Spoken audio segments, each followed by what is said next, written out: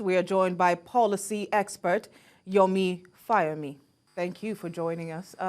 So let's take a look at this situation. Amid rising direct military exchanges between Iran, the United States, and Israel after years of mostly indirect confrontation, how serious is the current situation?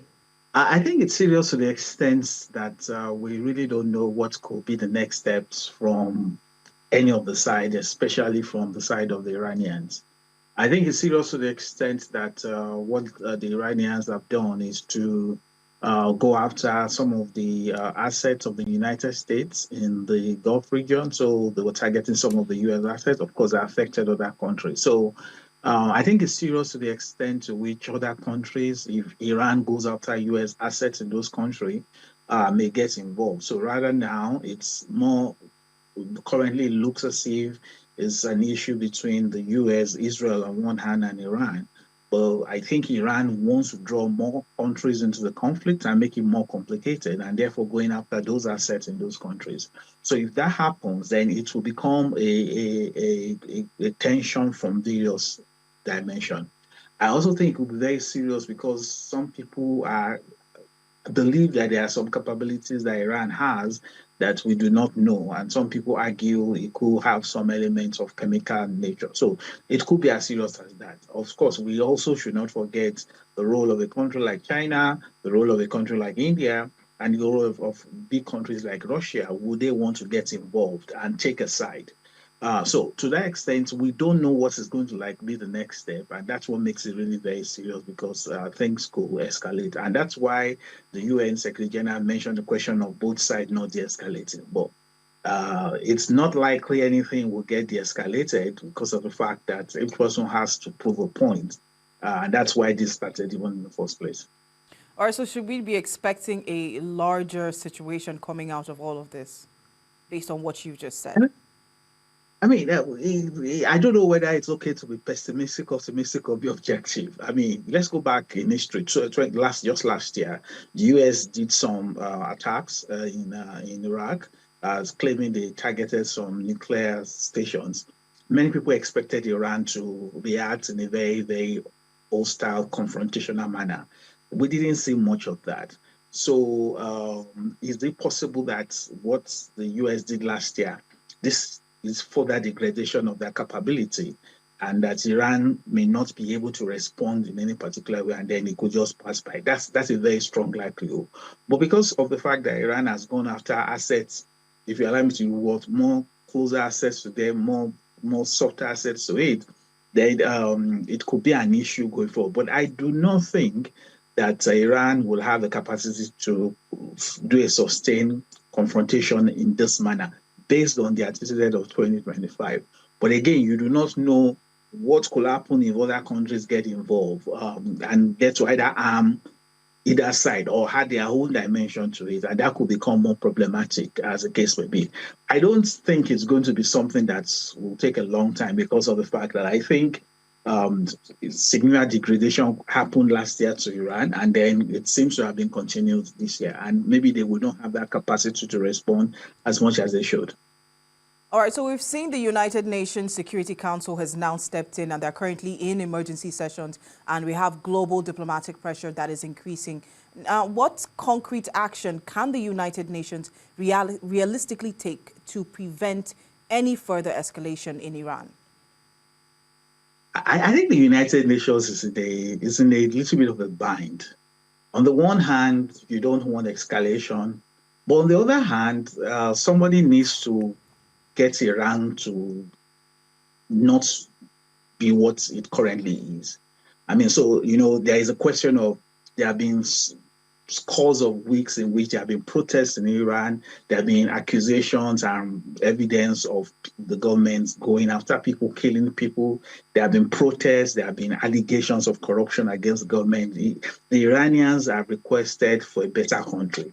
So there's that dimension, which the United States will likely support because, I mean, once the call for democracy, good governance, yes, United States nations want that. At the same time, too, there have also been concerns that Iran has been is interested in developing its nuclear potentials, and the United States does not want that. And then the third dimension is how Iran has been accused of supporting Russia in the fight against Ukraine.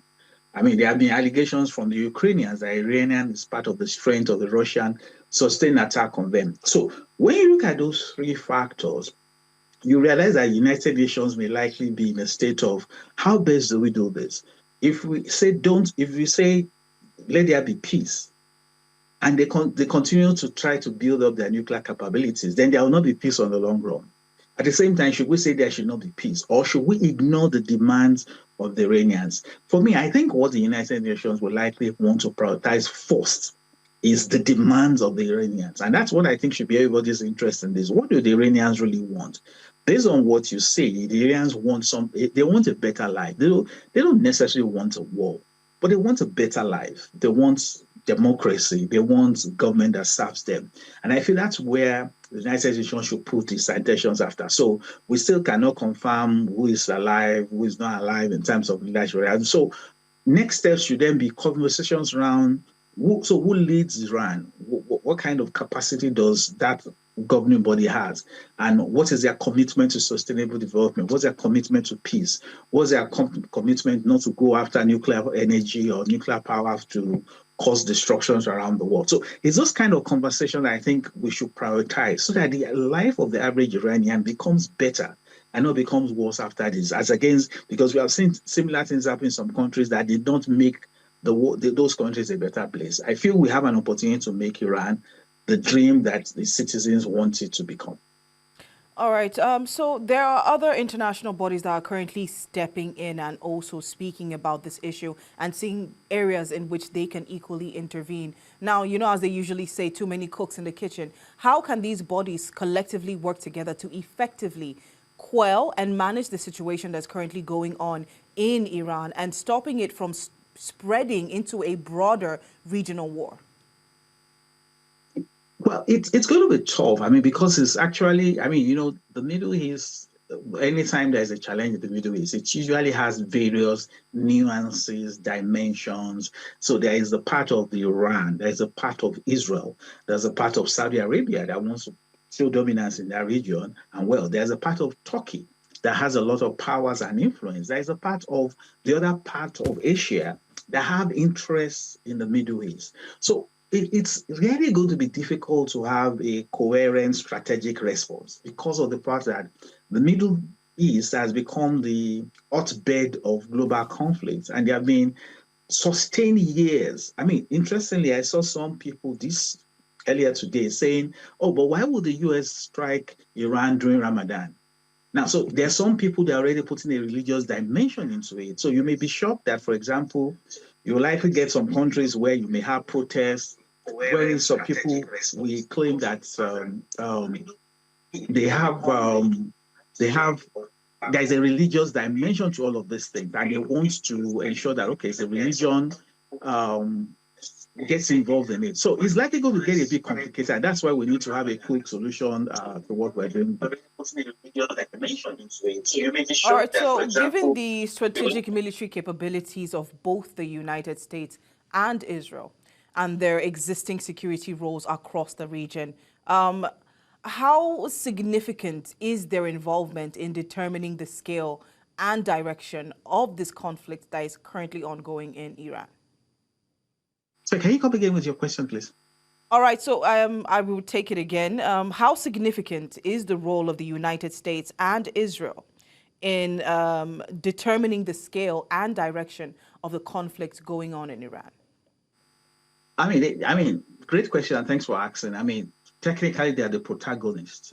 They're the ones that started this bombing and these attacks in the last couple of hours. So they have a big role. They can stop it, they can sustain it, and they can choose not to do it. It's also important for us to start to think about, are there motivations for why the U.S. wants to go to war? Some people, as early as the beginning of February, had predicted that there is likely going to be some war that the U.S. will likely go into. Some people have argued, and of course, somebody may say that's conspiracy theory, that it's in the interest of the current government of the U.S. to distract attention from some investigations going on in the U.S. So it's not impossible that all of this may also be about the internal politics of the United States, wherein there's an attempt to divert attention from some other issues of the U.S. Because you want to ask yourself, why was a strike? Why did the strikes happen today overnight? What was unique this week? Because if you check the rhetorics from Donald Trump for weeks, yes, we're talking about Iran, but he didn't do anything. Don't also forget that the democratic government, the democratic politicians have also complained about him not getting approval from Congress before going to war, as against what is expected in the Constitution. But some people have also argued that, wait, what was different this week, was that the Clintons went and talked about the Epstein file. Hillary Clinton was there a couple of days back, and on Friday, her husband, the former president of the U.S., in an historical, unprecedented move, appeared before this panel to talk about these Epstein files. And then there is now a lot of demand internally to say, well, if the former president can come and talk about it, the man whose name was most mentioned in the Epstein file has not come there. So some people have also argued that is it an attempt to create a lot of distractions from that next steps, because the Clintons were there this week. The husband was there on Friday night, Saturday, then you start bombing. And then the conversation leaves the whole Epstein file and start to go to Iran and war and stuff like that. So the reason for the attack may be on two dimensions. To achieve these questions of what the US have also said about that country, the people need to be liberated, they need to do something about the regime there.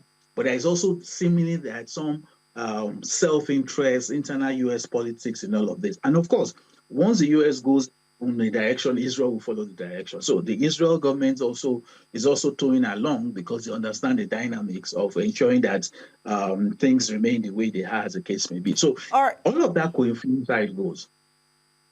All right, Prof. So quickly before we let you go, just 30 seconds max, with questions about emerging leadership stability and command authority, particularly within powerful institutions like the Islamic Revolutionary Guard Corps, could uncertainty at the top make the situation more dangerous or unpredictable? It could, and another great question. It could, because we don't know what is likely going to happen. So we've heard the president of the U.S., President Donald Trump, directly reach out to soldiers and to the senior leadership and says, if you lay your hands down, you will get amnesty. If you don't, it will be bad for you. So that direct outreach could make some of them decide to want to let's play along. But of course, like it always happens, there's also going to be jostle for command, particularly if the leader is late, as claimed by the US and Israel, then there'll be jostle for command. But let's also remember that the citizens themselves may likely also have their own situations where they want some kind of people. You remember the country where something like this happened, and then they decided they were going to look for a female former justice of the Supreme Court. So all of those interplay will be happening. And that's why it's important for the United Nations to quickly step in and provide some coordination and direction in such a way that there is effective leadership and governance for the Iranian people. All right. Thank you so much for joining us, Mr. Fawehinmi, on this very delicate topic.